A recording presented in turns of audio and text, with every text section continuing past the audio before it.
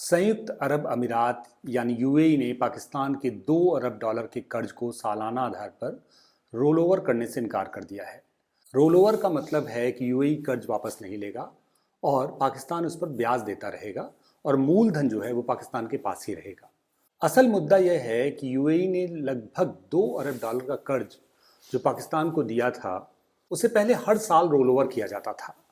अब उसे महीने के आधार पर किया जा रहा है और लगभग 6 या 6.5% ब्याज दर पर पाकिस्तान इस कर्ज की एक तरह से वापसी कर रहा है। इसका मतलब है कि पाकिस्तान सालाना लगभग $30 मिलियन सिर्फ ब्याज के रूप में दे रहा है। फिर से सुनिए, $30 मिलियन ब्याज के रूप में सिर्फ एक देश को। ये कोई इंटरनेशनल एजेंसी नहीं है, ये सिर्फ यूएई का कर्जा है। इससे पाकिस्तान की वित्तीय स्थिति पता चलती है कि कितनी बुरी स्थिति है और पाकिस्तान के आने वाले भविष्य में भी जो यूएई का जो कदम है उससे उसकी वित्तीय स्थिति पर बहुत नेगेटिव असर पड़ सकता है। अगर यह कर्ज रोल ओवर नहीं होता है तो पाकिस्तान के विदेशी मुद्रा भंडार में भारी असंतुलन आ सकता है। वैसे भी पाकिस्तान की जो वित्तीय स्थिति है वो बहुत खराब है, लेकिन अब यूएई के इस कदम से पाकिस्तान के लिए बहुत ही एक तरह से थ्रेट की स्थिति पैदा हो गई है। सवाल यह है कि यूएई ऐसा क्यों कर रहा है। यूएई तो पाकिस्तान को सामान्य तौर पर मुस्लिम देश है, तो फिर एक सवाल पैदा होता है कि आखिर यूएई ऐसा कर क्यों रहा है, जबकि उसे पता है कि पाकिस्तान की आर्थिक हालात पहले से ही बहुत कमजोर हैं। तो इसके लिए थोड़ा हमें बैक में जाना होगा। यह मामला पहले ऐसे शुरू हुआ कि 2 साल पहले आईएमएफ ने कहा था कि आप अपने मित्र देशों से 3 साल के बैलेंस ऑफ पेमेंट सपोर्ट की गारंटी लेकर आए, तब हम आपको कर्ज देंगे। आईएमएफ ने कहा कि आप अपने जो भी आपके फ्रेंड हैं, जो भी आपके मित्र देश हैं, उनसे आप 3 साल की एक तरह से गारंटी लेकर आए। लेकिन सऊदी अरब, चीन और यूएई ने सिर्फ 1-1 साल के लिए कर्ज दिया और कहा कि साल के बाद फिर फैसला करेंगे। फिर तीनों देशों ने 1-1 साल बाद इसे एक बार और रोल ओवर कर दिया। अब संयुक्त अरब अमीरात यानी यूएई ने सिर्फ 1 महीने की मोहलत दी है कि आप पैसे वापस कर दे भैया। तो जाहिर सी बात है पाकिस्तान के चेहरे पे एक सिकन आ गया है। असल में ये पूरा मामला जो है वो मध्य पूर्व की राजनीति से जुड़ा हुआ है।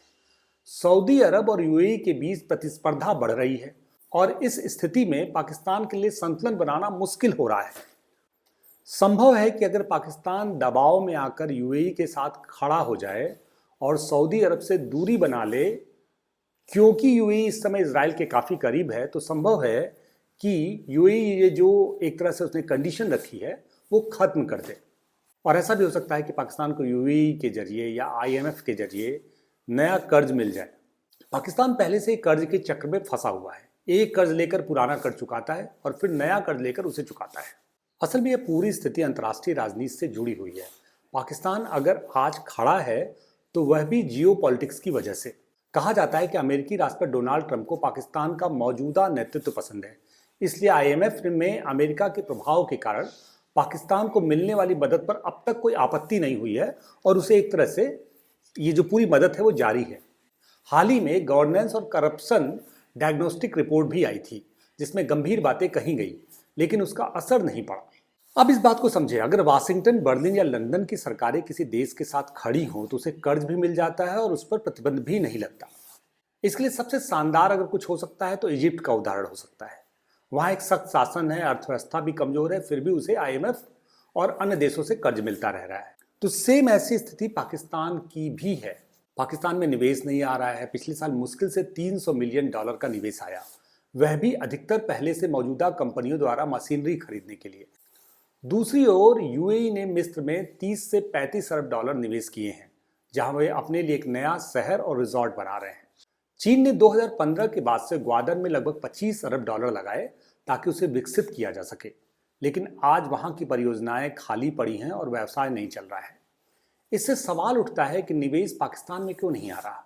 विश्लेषक कहते हैं कि निवेश के लिए राजनीतिक स्थिरता, स्पष्ट नीति और भरोसेमंद नेतृत्व चाहिए, लेकिन पाकिस्तान के कई बड़े नेताओं की अपनी संपत्ति देश के बाहर है, यूएई, लंदन, अमेरिका या ऑस्ट्रेलिया में। जब तक ऐसा नेतृत्व नहीं आएगा जो देश में निवेश करे, तब तक विदेशी निवेश भी नहीं आएगा। आम लोगों की हालत पर बात करते हुए कहा गया है कि पिछले कुछ सालों में लोगों की जो परचेजिंग पावर है, खरीदने की जो क्षमता है, लगभग 60% कम हो गई है। पाकिस्तानी रुपया डॉलर के मुकाबले 70 से 80% तक गिर गया है। महंगाई कम होने का मतलब यह नहीं कि चीज़ों की कीमतें कम हो गई हैं, बल्कि सिर्फ उनकी बढ़ोतरी की रफ्तार कम हुई है। बिजली और गैस की कीमतों में पिछले 3 सालों में भारी बढ़ोतरी हुई है।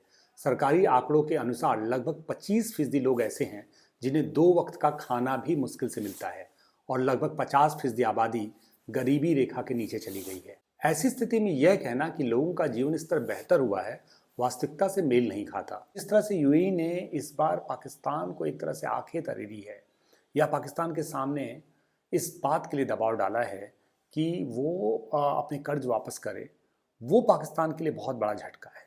और जाहिर सी बात है, जो मध्य पूर्व की राजनीति है या वेस्ट एशिया की जो राजनीति है, उस राजनीति में पाकिस्तान के सामने अब जिस तरह के चैलेंज खड़े हो रहे हैं, उससे एक बात तय है कि आने वाले समय में पाकिस्तान के लिए स्थितियां बहुत ख़राब होने वाली हैं। पाकिस्तान को ऐसा लगता था कि जो मुस्लिम देश हैं उस पर उसका पहला हक है, उनका पहला जो प्रभाव है वो है। लेकिन भारत ने लगातार अपने कूटनीतिक और रणनीतिक फैसलों से यह बता दिया है कि भारत में दुनिया की दूसरी सबसे बड़ी मुस्लिम आबादी रहती है, और जाहिर सी बात है, भारत खासकर वेस्ट एशिया और मध्य पूर्व की ज़रूरत है। और लगातार भारत के नेतृत्व ने बताया है कि मध्य पूर्व और भारत के जो संबंध हैं, वेस्ट एशिया और भारत के जो संबंध हैं, अरब देशों और भारत के भी जो संबंध है, वो कोई 1-2 दिन के संबंध नहीं है, 2-4 साल के संबंध नहीं है। वो हजारों सालों से भारत का संबंध मध्य पूर्व और पश्चिमी एशिया के साथ रहा है। आज के कोजागरी न्यूज एक्सप्लेनर में बस इतना ही। नमस्कार।